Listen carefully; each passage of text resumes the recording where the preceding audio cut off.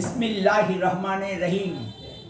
প্রিয় দেশবাসী, আসসালামু আলাইকুম। আমি সামিউল প্রধান প্রজাতন্ত্রের একজন জ্যেষ্ঠ নাগরিক হিসেবে বলছি। গ্রামেগঞ্জে কার্তিকের চেয়ে চৈত্রে অভাব অনটন বেশি থাকে। কার্তিকে কেবল খাদ্যের সংস্থান করতে হয়, আর চৈত্রে গ্রামের কৃষিজীবীদের খাদ্যের পাশাপাশি বোরো, ভুট্টা ও মরিচের উৎপাদন খরচের সংস্থান করতে হয়। ভালো থাকবেন।